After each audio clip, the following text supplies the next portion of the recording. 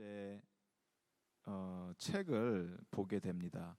여러분 가지고 계시는 핸드아웃에 보시면 위에 타이틀 제목들이 붙어 있는데 그것들이 저희들이 그냥 아무렇게나 임의로 적어놓은 타이틀이 아니고요. 가스펠 프로젝트 NT는 뉴 테스트먼트 2 두 번째 책을 오늘부터 또 시작을 하게 됩니다. 두 번째 책의 특징이 어떤 건가 살펴보니까 비유에 관한 이야기들이 많이 나옵니다. 그래서 오늘을 시작으로 해서 계속해서 예수님이 비유로 가르치셨더라 하는 내용들을 붙들고 저희들이 예수님이 말씀하셨던 비유에 대해서 좀 더 깊이 살펴보는 이 시간을 갖도록 하도록 하겠습니다. 제가 예전에 섬기던 교회에서 설교 말씀을 전하다가 많은 성도님들이 그 말씀을 이제 기억을 해주시는 말씀의 내용을 기억해 주시는 것이 아니고 예화를 기억을 하셨던 거죠. 예화만. 그 예화의 핵심은 어떤 것이 핵심이었냐면 혼합주의 신앙을 하면 안 됩니다. 이스라엘 백성들이 망한 이유가 하나님 여호와도 섬기고 또 다른 여러 신들을 섬기다가 망했습니다. 그래서 혼합주의 신앙은 안 됩니다 라고 하면서 예화를 뭘 들었냐면, 그래서 저는 비빔밥이 싫습니다 이렇게 했어요. 왜냐? 비빔밥 다 섞이잖아요. 콩나물도 섞이고 시금치도 섞이고 다 섞이니까, 그래서 저는 섞이는 게 별로 안 좋아서 비빔밥은 싫습니다. 그런데 이 설교의 내용은 아무것도 기억 못 하시고 딱 남는 거 3년 동안 제가 시달렸던 게 김재국 목사는 비빔밥을 싫어한다. 그렇다고 비빔밥을 안 해준 게 아니야. 하시면서 먹을 때 목사님 이거 싫어하시죠? 드시지 마세요 이러면서 비빔밥에 대해서 제가 트라우마가 한번 생겼던 적이, 그 예화를 들 때 참 잘 들어야 되는 거, 그때 제가 뼈저리게 느꼈습니다. 그렇다고 제가 비빔밥을 정말 싫어하는 건 아닙니다. 단지 예화, 또 여기서도 제가 또 비빔밥 싫어하는 걸로 소문이 날까봐 싫어하는 게 아니고 예화를 들기 위해서 그런 예화를 들었다라는 거죠. 많은 경우 성도님들이 예화를 기억하시지만 그 뒤에 숨어있던 내용이 무엇인지 잘 기억을 못 하실 때가 많다라는 거예요. 주일 예배 설교 가운데 한 2주 정도 지났던 것 같습니다. 우리 오 목사님께서 들으셨던 예화가 하나 있어요. 기억하시는지 모르겠는데 그 예화의 내용은 오 목사님이 주무시다가 밤중에 사모님의 뺨을 한 대 치셨다. 기억나십니까? 기억나시는 성도님들 계시겠죠. 그러면 여러분 왜 치셨는지 기억이 나십니까? 그 메시지의 내용이 무엇인지 기억이 나십니까? 우리 머릿속에 남는 건 오 목사님이 사모님 뺨을 쳤다. 이것만 기억이 나면 이제 문제가 심각하다는 거죠. 오 목사님 폭력을 행사하셨다. 이렇게 끝나면 안 되잖아요. 근데 그 핵심 내용이 그게 아니었다라는 거죠. 여러분 다시 한번 보시면 유튜브 영상을 보시면 내용은 오 목사님이 온전하게 되는 방법, 하나님 앞에서 우리가 온전하게 돼야 됩니다. 내면 속에 있는 깊은 그런 갈등들이 끊임없이 일어나고 어려움 속에서 불쑥불쑥 나도 모르게 그런 것들이 행동으로나 생각으로나 튀어나옵니다. 내가 내 스스로를 컨트롤하고 있다고 생각하지만 그게 아닙니다. 이런 예화를 하시면서 그 예화를 드신 거예요. 전혀 기억이 안 나시죠? 그런 내용이었다라는 게, 예화가 그렇다라는 것입니다. 예화 뒤에는 항상 그 하나님 말씀에 대한 메시지가 어떤 것인지 선명하게 기억나게 하기 위해서 예화를 듣게 되는 경우가 많은데, 목사님들이 설교를 하실 때, 준비하실 때 이러한 내용들이 사실은 왜 자꾸 성경 말씀 얘기 안 하고 다른 얘기를 하냐가 아니고, 사실 예수님이 즐겨 쓰시던 가르침의 방법이셨다라는 거죠. 그게 바로 우리가 얘기하는 비유라고 하는 거예요. 비유. 오늘 말씀을 우리가 살펴볼 것인데, 예수님이 참 많은 비유를 통해서 제자들을 가르치시고 무리들을 가르치시면서 하나님 말씀을 선포하셨다는 것을 말씀에 끊임없이 등장하게 됩니다. 그러면 이 비유가 무엇인가? 비유는 쉽게 얘기해서 그냥 이야기라고 하는 것입니다. 이야기. 영어로는 parable이라고 하는데 그냥 이야기란 뜻이에요. 그냥 이야기다. 이야기를 통해서 가르침을 주셨다라는 것이에요. 근데 많은 경우 우리가 혼돈하는 게 무엇이냐면 비유와 은유에 대해서 헷갈려 할 때가 많이 있다라는 거죠. 은유는 무엇인가 하면 내 마음은 호수요 이런 거죠. 내 마음은 호수와 같다. 이거는 은유를 한 거죠. 이건 어떤 이야기를 한 게 아니라는 거죠. 좀 구분이 되십니까? 비유와 은유에 대해서. 비유는 말 그대로 어떤 스토리텔링을 해주신 거고, 은유는 무엇이 무엇과 같습니다라고 이렇게 빗대어서 얘기를 할 때 풍유라고도 하고 영어로는 알레고리라고 합니다. 그래서 알레고리적인 성경 말씀의 해석이 결코 좋은 해석이 아니다라는 거예요. 쉽게 예를 들면 이런 예화입니다. 다윗이 골리앗을 물리치려고 나갔을 때 돌멩이를 몇 개 가지고 갔다? 기억이 안 나십니까? 돌멩이 몇 개? 5개를 가지고 갔습니다. 그렇죠? 그러면 이게 알레고리적 해석을 하기 시작하면 그 돌멩이, 첫 번째 돌멩이는 뭐 하나님의 힘을 상징하고, 두 번째 돌멩이는 하나님의 뭐 인도하심을 상징하고, 이런 식으로 세 번째는 뭐고 네 번째는 뭐, 이게 바로 은유적인 해석이라는 거죠. 얼마 전에 우리가 아가서를 하지 않았습니까? 아가서를 할 때 뭐 쌍태의 뭐 노루의 뭐 가슴은 어쩌고 이런 얘기 나올 때 이거를 알레고리로 해석했던 사람들이 많이 있다라는 거예요. 이게 실제적인 남자 여자의 그런 사랑 얘기를 하면 너무 어색해지니까 뭐 가슴을 얘기하면서 왼쪽 가슴은 모세고 오른쪽 가슴은 아론이고 뭐 이런 식으로 해석했다는 거예요. 옛날의 사람들이. 근데 이거는 전혀 성경을 잘못 해석하고 있다는 거죠. 그런 의도로 쓰여지는 게 아닌데, 성경 자체가. 이제 조금 이해가 되십니까? 은유가 무엇인지, 알레고리적인 해석이 왜 잘못. 이게 제가 지금 좀 강조해서 얘기해드리는 이유는 이단이 즐겨 쓰는 방법이기 때문에 그래요. 비유에 대해서 어떤 성경의 비밀에 대해서 해석을 합니다. 우리가 뭐 풀어서 헤쳐 말씀해 주십니다 하면서 이단이 접근하면서 굉장히 많은 것들을 이러한 식의 접근을 통해서 은유적으로 해석을 해서 성도들이 들었을 때 그럴듯하게 들리거든요. 적그리스도는 뭐 누구다, 뭐 여기다 저기다 이렇게 끼워 맞추면서 은유적인 해석을 통해서 사람들의 마음을 혹하게 만드는 것들이 이단의 전형적인 수법이다라는 거예요. 근데 예수님은 단 한 번도 알레고리적으로 말씀을 선포하신 적이 없다라는 거예요. 항상 비유를 통해서 말씀을 하셨는데, 이 비유는 어떤 내용이었는가, 오늘 말씀을 보면 굉장히 이해하기가 쉬워요. 결코 이해하기가 어려운 내용들이 아니다. 이게 마침 어떤 비밀이 있어갖고 누구나 선택받은 몇 명만 알게 이렇게 말씀하신 게 아니라는 것입니다. 누구나 들어도 그런 뜻이구나 이해할 수 있을 정도의 말씀을 선포해 주셨다라는 거예요.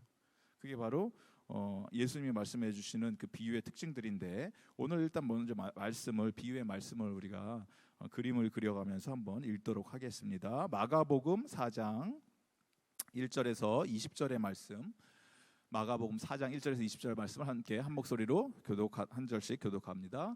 예수께서 다시 바닷가에 가르치시니 큰 무리가 모여들거는 예수께서 바다에 떠 있는 배에 올라 앉으시고 온 무리는 바닷가 육지에 있더라.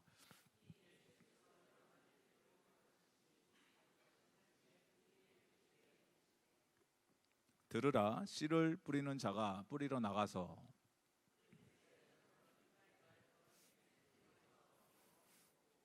덜어는 흙이 얕은 돌밭에 떨어짐에 흙이 깊지 아니하므로 곧 싹이 나오나,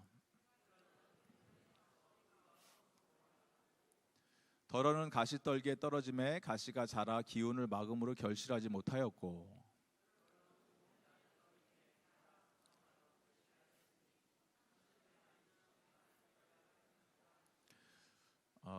일단은 9절까지만 함께 읽겠습니다. 시작. 또 이르시되 들을 귀 있는 자는 들으라 하시니라. 아멘. 아멘. 나중에 20절까지 또 읽도록 하겠습니다.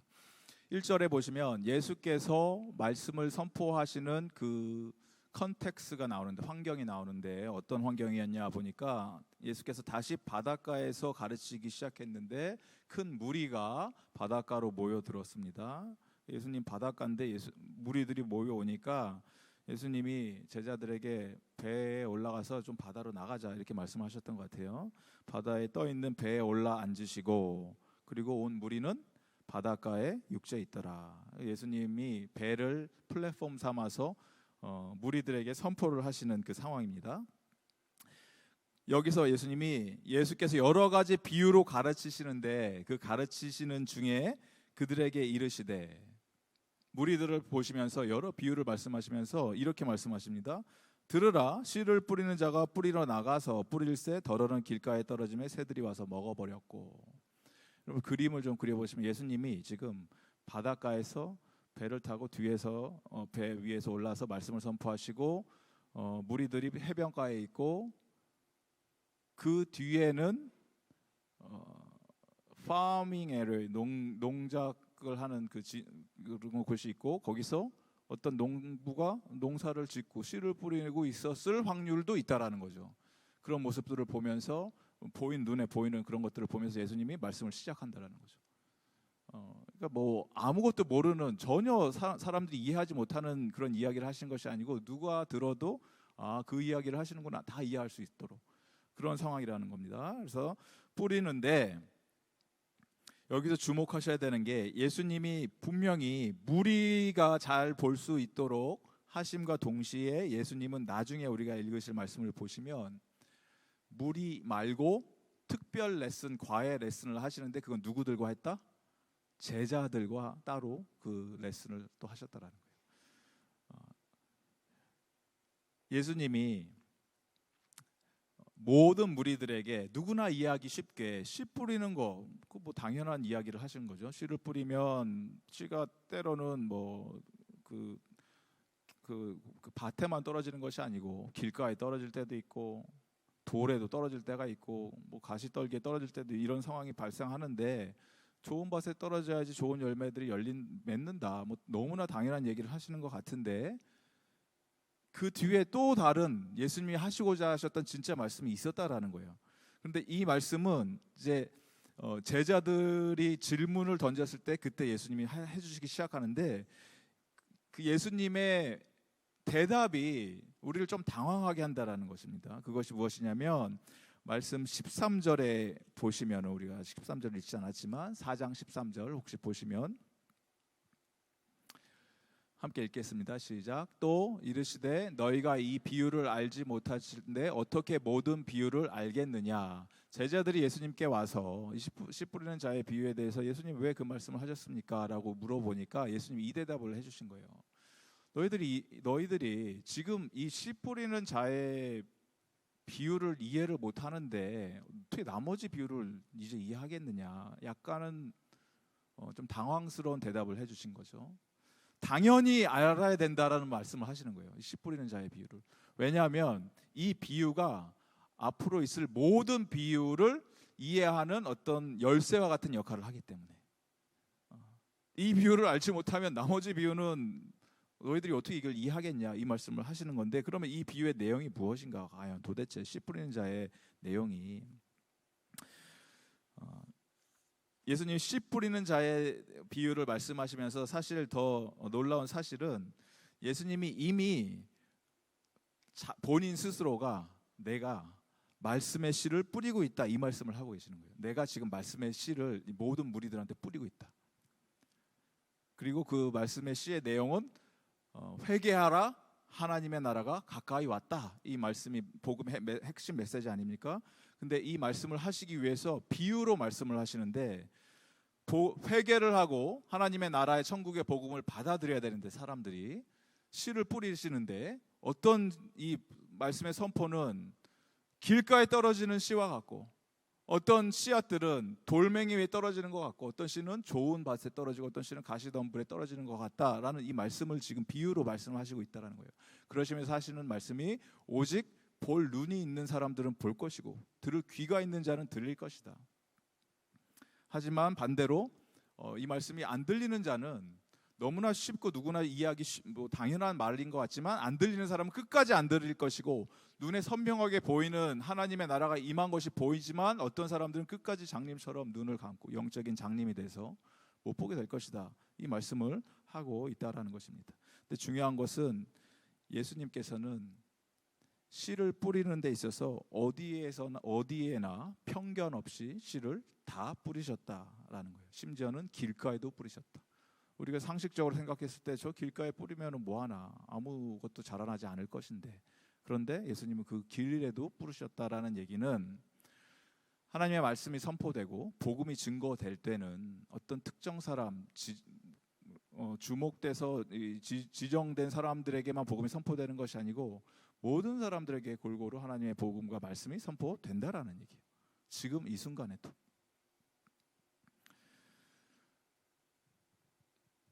재밌는 것은 하나님의 나라의 복음의 천국의 복음이 말씀이 선포되지만 동일한 말씀을 들으면서 반응이 다 다르다. 그렇죠? 여기 앉아 계신 분들도 오늘 이 저녁에 이 말씀을 들으면서 여러분이 마음속에 간직하고 이 문을 밖으로 나가시면서 가실 때 그 반응은 다 달라질 수밖에 없다라는 거예요. 교회 안도 그렇지만 교회 밖에 있는 사람들하고는 말할 것도 없는 거죠. 길가에 뿌리면 사람들이 지나가면서 밟아버리고 새가 날라와서 먹어버리고 하는 일들이 발생하는 게 당연하지만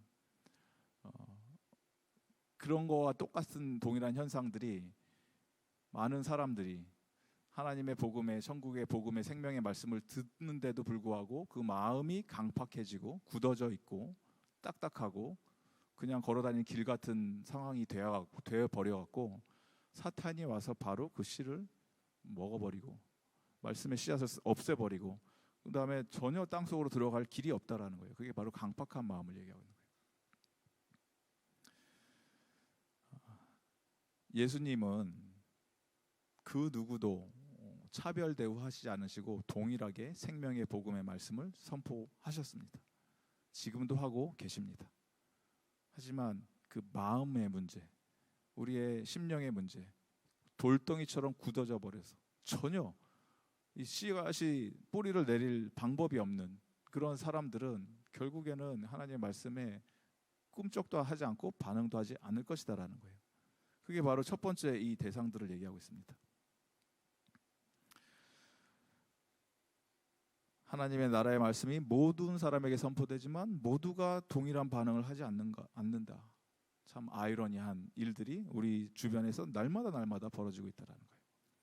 적어도 이 자리에 지금 이 순간 여기 앉아 계신 우리 믿음의 가족 여러분들은 돌덩이처럼 굳어져 버린 마음이 아니고 말랑말랑해져서 언제 어디서나 하나님의 말씀이 선포될 때마다 그 말씀의 생명력이 내 안에서 꿈틀꿈틀대면서 자라나는 은혜와 축복이 임하기를 바랍니다.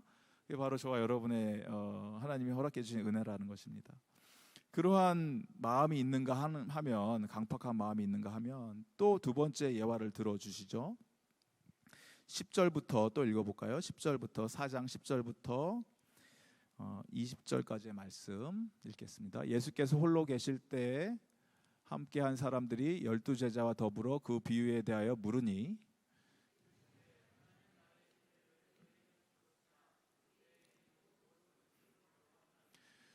이는 그들로 보기는 보아도 알지 못하며 듣기는 들어도 깨닫지 못하게 하여 돌이켜 죄의 사함을 얻지 못하게 하려 함이라 하시고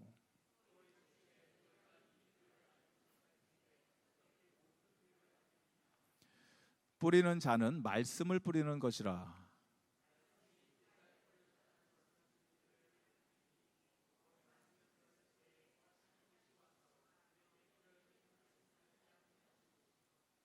또 이와 같이 돌밭에 뿌려졌다는 것은 이들을 가리킴이니 곧 말씀을 들을 때 즉시 기쁨으로 받으나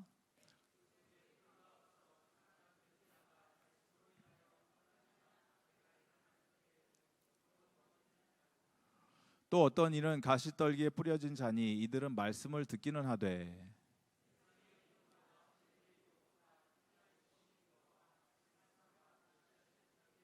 함께 읽겠습니다. 좁은 땅에 뿌려졌다는 것은 곧 말씀을 듣고 받아 30배나 60배나 100배의 결실을 하는 자니라. 아멘. 두 번째 비유는 돌밭에 뿌려진 씨를 얘기하고 있습니다. 돌에 씨가 뿌려지면 바람이 불고 그러면 흑이 와서 돌 사이에서도 생물이 자라고 이런 거 봤잖아요. 식물들이. 돌에도 흙이 야트막하게 있으면 거기에 씨앗이 떨어지면 거기서도 뭐가 자라날 수는 있다는 거죠. 하지만 자라다 말고 뿌리가 더 이상 내리지 못하니까 결국은 죽게 된다. 당연한 얘기죠. 예수님이 말씀하신 이 사람들은 처음에는 하나님의 말씀을 복음 생명의 말씀에 반응을 합니다. 들으니까 너무나 좋은 얘기 같아요. 그러네. 예수를 믿는다는 건 참 좋은 것 같네. 그리고 신앙의 고백도 하고 세례도 받을 수 있죠. 근데 그렇게 회심했던 기쁨이 언제 무너져 내리는가 하니까 삶의 어려움들이 찾아오고 시험이 찾아오고 고난이 오고 환난이 오니까 바로 내가 언제 예수를 믿었냐는 듯이 오히려 반대로 예수를 믿고 나니까 이런 일들이 생겼다. 내가 아무래도 잘못 믿은 것 같다라고 하면서 돌이킨다라는 거예요. 그 마음을. 전혀 믿음의 뿌리가 내려가지를 못하는 상황들이 발생한다라는 거예요. 왜 그런가? 그들은 예수님의 진정한 참된 제자가 될 만큼 그러한 믿음이 마음속에 생기지 않았다는 얘기는 마음속에 충분한 양의 어떤 토양이 있어서, 좋은 흙이 있어서 뿌리가 내려가지를 못하니까 결국은 말라 죽는다 이야기입니다. 재미있는 것은 누가복음, 혹시 누가복음을 보여주실 수 있으면 누가복음 뒤에 8장 4절에서 6절 말씀을 좀 봤으면 좋겠습니다. 누가복음은 이 돌에 떨어진 씨앗에 대해서 조금 다른 각도로 해석을 합니다. 누가복음 8장 4절에서 6절 말씀입니다. 네, 함께 읽도록 하겠습니다. 누가복음 8장 4절에서 6절 시작. 각 동네 사람들이 예수께로 나와 큰 무리를 이루니 예수께서 비유로 말씀하시되 씨를 뿌리는 자가 그 씨를 뿌리러 나가서 뿌릴새 덜어는 길가에 떨어짐에 밟히며 공중의 새들이 먹어버렸고 덜어는 바위에 떨어짐에 싹이 났다가 습기가 없으므로 말랐고. 여기서 차이가 무엇일까요? 마태복음과 마가복음과 차이가 습기가 없었다라는 표현이 나옵니다. 누가복음에선. 습기가 무엇입니까? 이게 이제 알레고리적인 해석을 하는 거예요. 제가 아까 말씀드렸던 습기는 눈물 같은 거죠. 눈물. 우리 삶에, 저와 여러분의 삶에 예수를 믿고 난 다음에 삶의 고난과 역경과 아픔이 찾아올 때 인생의 눈물이 흘러져 내리고 예수를 믿음으로 내 인생이 펴지는 것이 아니고 더 힘들어지는 것처럼 보일 때, 흘러내리는 눈물을 멈출 수가 없는 순간이 왔을 때, 그것이 우리를 무너뜨리는 것이 아니고, 그것이 우리의 믿음을 무너지고 사라져버리게 하는 요소가 되는 것이 아니고, 이 눈물이야말로, 이 습기야말로 오히려 씨앗이 자라게 하는 원동력이 되는 것이고, 오히려 우리가 예수님을 더 확신을 갖고 예수님께 나가서 예수님께만 매달릴 수밖에 없는 상황이 되므로, 예수님 없이는 안 됩니다 라고 하면서 나의 믿음의 지경이 넓어질 때, 그럴 때 비로소 하나님이 인정해 주시고 하나님이 기뻐하시는 그러한 믿음의 소유자가 될 줄을 믿습니다. 그것이 우리의 눈물이라는 거예요. 그런 눈물이 우리 가운데 있냐라는 거예요. 고난이 있냐라는 거죠. 그런 아픔이 있을 때 그것으로 말미암아 우리의 성도의 삶이 낙심하고 절망하고 믿음으로부터 배교해서 떠나버리는 인생이 되는 것이 아니고, 히브리의 말씀을 우리가 계속 살펴본 것처럼 잠시 잠깐의 고난과 아픔이 왔을 때 우리의 등을 돌리고 예수님을 배신하고 떠나보내는 인생이 아니고, 오히려 그것 때문에 더 하나님, 내가 믿음의 경주를 끝까지 인내하며 참으면서 하나님이 기뻐하시는 온전한 믿음의 소유자가 되겠습니다 라고 결단하면서 그 길을 걸을 때, 그때 비로소 하나님이 기뻐하시는 주님의 참된 제자로서 이 땅을 살아가게 된다라는 그 말씀이라는 거예요. 그래서 시련과 고난과 아픔과 눈물은 우리를 예수로부터 멀어지게 하는 그런 요소가 되는 것이 아니고, 오히려 예수님을 더 깊이 만나게 되는 은혜의 순간이 됨을 믿습니다. 우리가 그게 붙들어야 되는 게 그거예요. 돌밭과 같은 그런 돌적처럼 굳어져 버려서 하나님의 말씀에 어떠한 반응도 되지 않는 그런 마음이 아니고, 내 마음이 말랑말랑해져서 눈물이 있고 하나님의 말씀에 씨가 뿌려졌을 때 더욱 풍성한 열매를 맺게 되는 축복이 저와 여러분 삶 속에 임하기를 바랍니다. 또 세 번째 어떤 밭이 있는가 살펴보니까 가시밭에 뿌려진 씨가 있다라고 합니다. 이 가시밭의 씨, 자세히 보면 이 가시밭은 이 땅에 우리가 살면서 앞에 나왔던 그 두 땅과 비교해 보면 토양이 같은 토양이 아니라는 거죠. 첫 번째 토양은 길가니까, 딱딱한 땅이니까 전혀 씨가 들어갈 수가 없는 그러한 땅이었고, 두 번째 땅은 돌밭 마찬가지죠. 땅 자체가 좋은 땅이 아니라는 겁니다. 하지만 이 가시가 자라나는 땅은 식물이 성장하기에 전혀 문제가 없는 좋은 땅일 수도 있다라는 거죠. 그러니까 가시도 자라나겠죠. 다른 것들이 자라나겠죠. 그 흙 자체는 문제가 안 되라는 거예요. 토양 자체는 생명이 자라나기에는 문제가 없다. 그러면 무엇이 문제인가? 함께 자라나는 이 가시가 문제인데, 가시가 우리의 믿음의 성장을 방해하는 요소가 되게 하는데, 이 가시는 다른 것이 아니고 오늘 말씀을 보니까 세상의 염려와 재물의 유혹과 우리 인생 가운데 있는 욕심 등 늘 우리가 고민하는 그 내용들이라는 거예요. 저와 여러분이 하루도 빼놓지 않고 근심 걱정하면서 사는 그 내용들을 얘기하는 거예요. 그래서 이 가시밭의 이 내용이 사실은 저와 여러분이 좀 주의 깊게 봐야 되는 내용이에요. 우리는 뭐 돌밭이 아닐 수도 있고 맨날 눈물로 지새면서 하나님 앞에 살려주십시오 이렇게 고민하는 성도일 수도 있고, 길가에 떨어진 씨도 아니죠. 길가에 떨어졌으면 이 자리에 앉아 계실 이유도 없겠죠. 근데 가시밭은 우리가 고민을 해야 되는 내용인 게, 왜냐하면 우리는 회개했고 하나님의 백성이 되었다고 믿고는 있지만 실제적으로 우리 마음속에서 날마다 고민하는 내용들, 내가 어떻게 이 땅에 살아야 되나, 먹고 사는 문제의 이슈부터 해서 앞으로의 미래에 대한 걱정들, 우리 자녀들에 대한 염려들, 이런 것들이 끊임없이 우리 마음속에 나오면 결국에는 이 가시처럼 나의 믿음을 자라나지 못하게 막 얽매인다라는 거예요. 조이고 있다라는 거예요. 우리가 계속해서. 그래서 이 말씀에 대해서 존 웨슬리라고 하시는 목사님은 이 말씀을 표현하시기로 이렇게 표현하셨어요. 참 깊고도 중요한 진리로다. 참 깊고 중요한 진리다. 왜냐? 하나님 안에서 행복해하는 것으로 이어지지 않는 것에 대한 갈망들, 하나님으로 연결돼서 하나님 안에서 행복을 누리지 못하게 되는 어떤 내 마음의 염려들, 걱정들, 근심들은 결론적으로는 내 영혼을 황폐하게 만든다라는 거예요. 그러니까 우리가 걱정하고 염려하는 내용들, 세상을 살면서 어떻게 염려 걱정을 안 하면서 삽니까? 거의 뭐 성인이죠. 거의 예수님 수준인 거죠.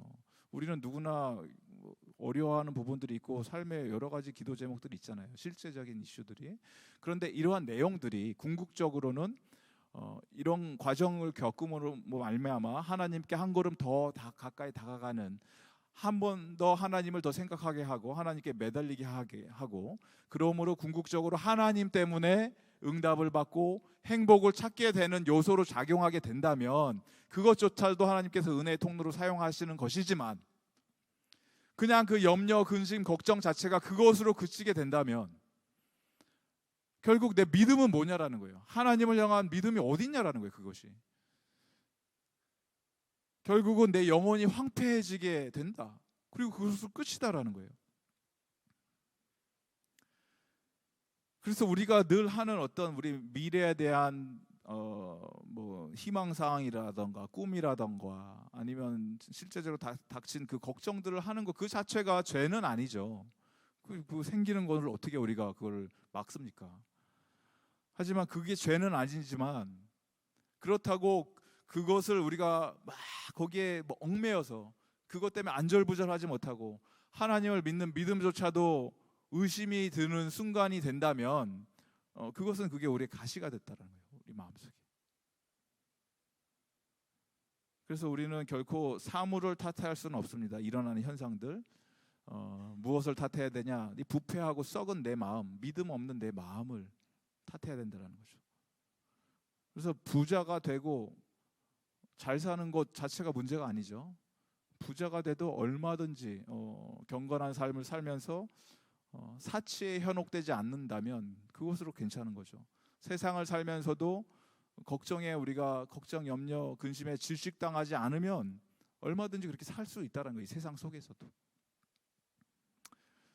그게 바로 뭡니까? 하나님을 향해서 흔들리지 않는 믿음. 어떠한 삶의 고난과 어려움과 불확신 속에 우리가 놓여진다 하더라도 그것보다 위대하고 그것보다 완벽하고 그것보다 모든 문제의 해결을 가능케 하실 뿐만이 아니라 그걸 뛰어넘으시는 하나님이 내 삶의 주인이 되어주시기에, 하나님 그 어떤 것도 난 염려하지 않습니다. 오직 하나님만 바라봅니다. 주만 바라봅니다 라고 했을 때 그 믿음, 하나님이 우리를 귀히 여겨 주시고 하나님이 그 믿음을 통해서 하나님의 일을 행하여 주실 줄을 믿습니다. 그 믿음의 소유자가 우리가 돼야 된다라는 거예요. 그런 믿음이 바로 마지막으로 우리가 살펴볼 좋은 땅을 이야기하고 있는 거죠. 좋은 땅. 좋은 땅. 좋은 땅에 대한 그 말씀을 좀 볼게요. 마가복음 4장 8절에서 9절 말씀 함께 또 읽겠습니다. 시작. 더러는 좋은 땅에 떨어짐에 자라 무성하여 결실하였으니 30배나 60배나 100배가 되었느니라 하시고 또 이르시되 들을 귀 있는 자는 들으라 하시니라. 그리고 20절 말씀도 함께 또 보도록 하겠습니다. 시작. 좋은 땅에 뿌려졌다는 것은 곧 말씀을 듣고 받아 30배나 60배나 100배의 결실을 하는 자니라. 아멘. 많은 열매를 맺으시기 바랍니다. 여러분의 마음이 좋은 땅이 되었을 때 이것이 가능하게 되는데, 여러분 잘 생각하셔야 되는 게, 열매는 누가 맺습니까? 여러분이 맺습니까, 열매를? 오늘 이 내용 30배, 60배, 100배의 열매를 맺는다. 뭐 우리는 너무 익숙하게 들은 표현이니까 뭐 많이 맺나 보다 이렇게 생각할 수 있지만, 상식적으로 여기에 농부가 계시다면, 농사를 하시는 분들이 계신다면 이게 뭐 말도 안 되는 얘기를 하고 있어? 이렇게 대답을 하실 수밖에 없어요. 왜냐? 어떤 농작물을 여러분들이 키우는데 이게 30배가 열린다는 게 가능하다고 생각하십니까? 60배는 말도 안 되고 100배는 뭐 있을 수가 없는 일이죠. 어떤 100배의 열매들이 맺힙니까? 내가 뿌린 게 1인데 거기 어떻게 100이 열립니까? 불가능한 얘기예요. 보통 일반적으로 뭐 좀 잘 되면 뭐 6, 7배의 열매들이 맺히겠죠. 아주 뭐 풍년이 됐다, 있을 수 없는 풍년이다 그러면 한 10배 정도의 열매들이 맺히겠죠. 30배, 60배, 100배는 인간의 노력으로 우리의 어떤 의지와 결심과 열심, 최선, 부지런함을 통해서 있을 수 있는 일이 아니다라는 거예요. 이 말씀은 누가 하셔야 됩니까? 오직 하나님이 하시는 거예요. 열매는 누가 맺는다? 하나님이 하시는 겁니다. 열매를 맺으시는 분도 예수님이고 하나님이시고, 아까 씨 뿌리는 자의 비유를 처음 시작했을 때 씨 뿌리는 자도 누굽니까? 예수님이에요. 저와 여러분이 스스로 우리 마음밭에 씨를 뿌리는 게 아니에요. 예수님이 씨를 뿌리시고 예수님이 그 열매도 30배, 60배, 100배의 열매를 맺히게 하신다라는 거예요. 그러면 저와 여러분이 열매를 나는 왜 열매가 맺히지 않을까? 안절부절할 이유가 있으십니까? 없으십니까? 그거를 근심, 걱정, 염려를 하는 게 그게 가시나무가 자라는 순간이죠. 그거는 하나님이 하시는 거예요. 하나님이. 예수님이 맺혀주시는 거예요. 그럼 저와 여러분이 고민해야 되는 유일한 한 가지의 내용이 있다면 그것은 무엇이다? 내 마음의 밭은 어떤 밭인가요?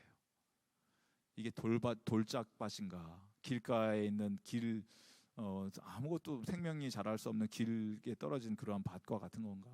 아니면 가시 덩굴이 막 자라나고 있는 그런 밭인가? 아니면 어떤 것을 주님께서 심으셔도 막 자라날 수 있는 좋은 밭인가? 여러분 모두 다 좋은 밭의 소유자가 되시기를 바랍니다. 그거 하나 고민하면 돼요. 우리는 다른 게 아니에요. 하나님, 내 마음의 밭이 어떤 밭입니까?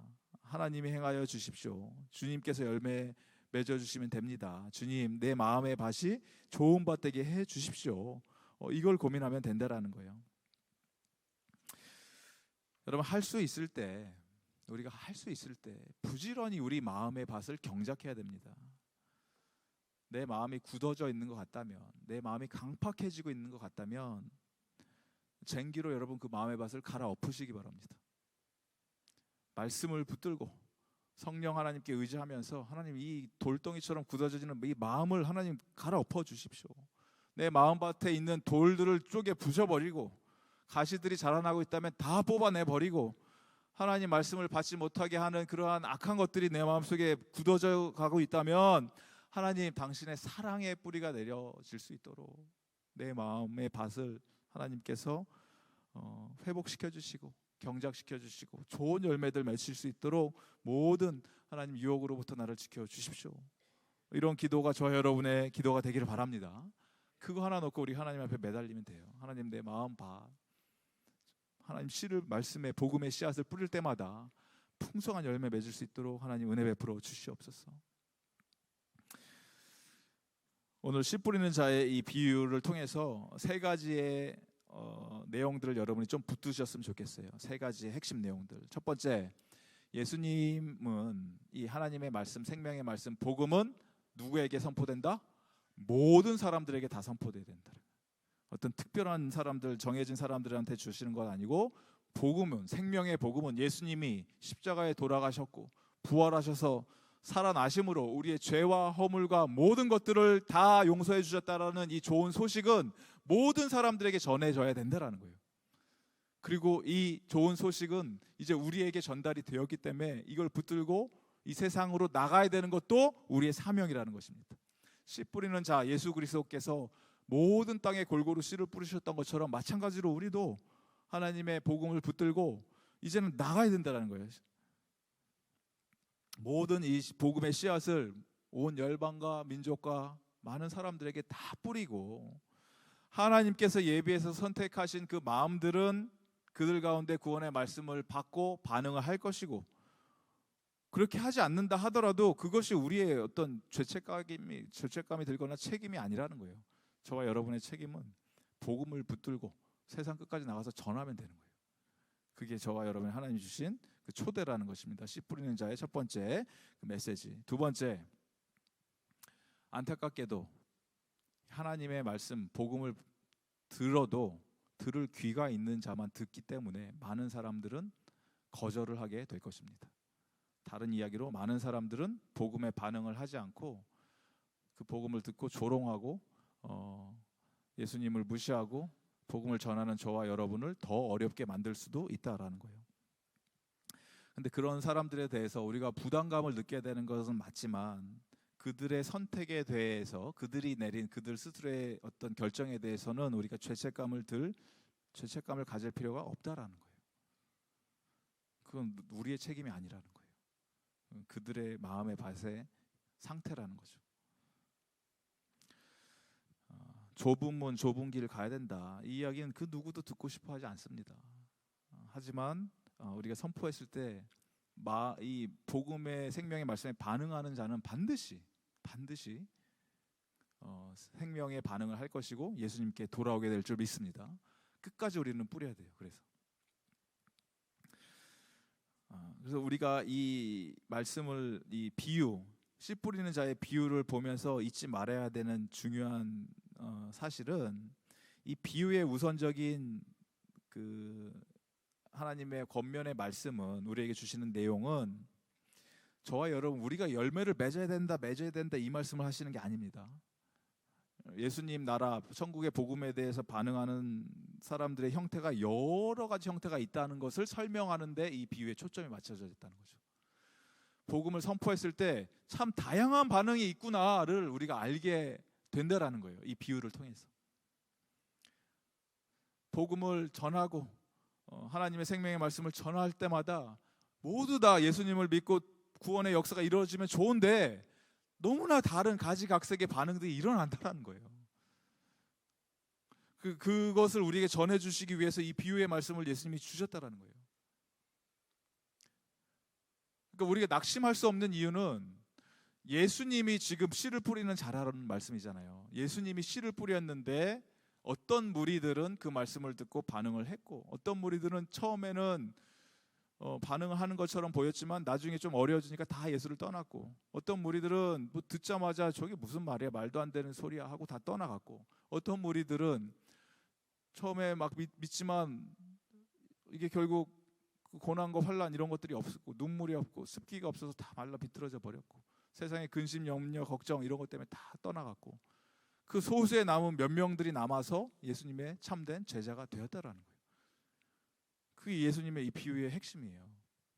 그리고 제자들이 나중에 와서 예수님께 물어보는 이유도, 너희들이 이 비유를 알지 못하면 어떻게 나머지 비유를 알겠느냐, 너희들만이라도 이 비유를 다 알아들어야 된다, 이 말씀 아닙니까? 세 번째의 이 사실은, 참 소수의 사람들만이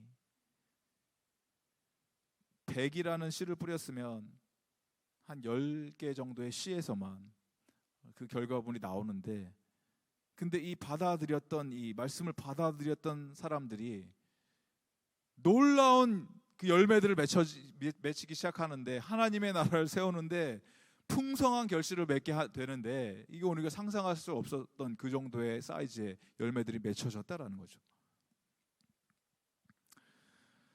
그리고 저와 여러분이 지금도 우리가 쉬지 않고 낙심하지 않고 이 씨를 뿌려야 하는 이유는 100명에게 말씀을 선포했는데 단 10명만이 말씀에 반응을 했다. 그러면 90명은 우리가 잊어버렸네 하고 좌절하고 낙심하는 것이 아니고, 말씀을 들은 10명이 30배, 60배, 100배의 결실을 맺게 된다는 거예요. 그럼 10명이 100배의 결실을 맺으면 뭐가 나오는 거예요? 산수를 해보시면 1000이 나오는 거 아닙니까? 1000? 잃어버린 90명이 아까운 게 아니고 1000이라는 열매가 맺혀진다는 거예요. 여러분, 이 놀라운 진리의 말씀 아닙니까? 들을 귀 있는 자는 들을지어다.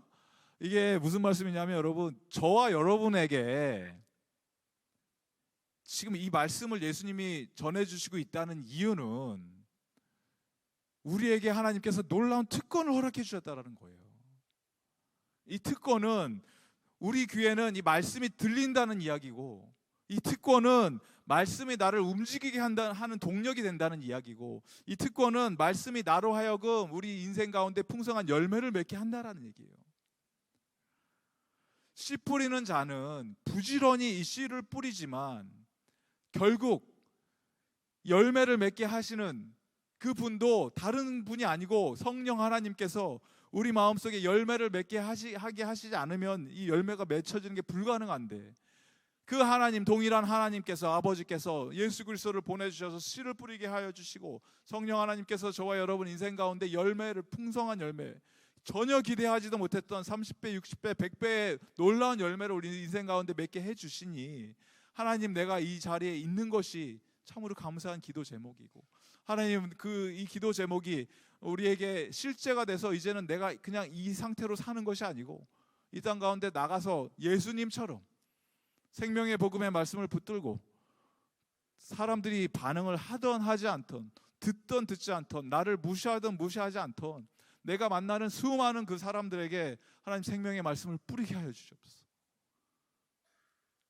그리고 간절히 소원하옵기는, 그들도 이 생명 복음의 말씀을 들었을 때 그 마음이 강팍해지지 않고, 그들의 인생 가운데 고난과 환난과 어려움들, 눈물을 통해서 이들이 예수님께 돌아올 때 하나님 그 밭이 좋은 밭이 되게 해주셔서 또 다른 아름다운 열매들이 풍성히 맺혀질 수 있는 그 구원의 열매들이 그들 인생 가운데도 맺혀지게 해 주시옵소서. 이것이 저와 여러분의 인생의 기도 제목이 되기를 바랍니다. 그 비유를 해 주시기 위해서 하나님께서 우리에게 이 말씀을 주셨다라는 거예요. 예수님이 뿌리셨으면 저와 여러분도 뿌려야 합니다. 하나님이 우리에게 말씀의 놀라운 축복을 허락해 주셨고, 말씀이 이해되게 해주셨고 들리게 해주셨다면 이제 나를 움직이게 해주실 것이고, 내 마음속에 뿌려진 생명의 꿈틀대리는 역사가 내 안에서 그치는 것 아니고, 나가서 많은 주변에 있는 내가 사랑하는 우리 가족들을 비롯해서 내가 만나는 모든 형제 자매들에게 하나님 생명의 피 묻은 복음의 말씀을 담대히 선포하는 은혜가 저의 여러분 인생 가운데 임하기를 주님의 이름으로 간절히 축원드립니다.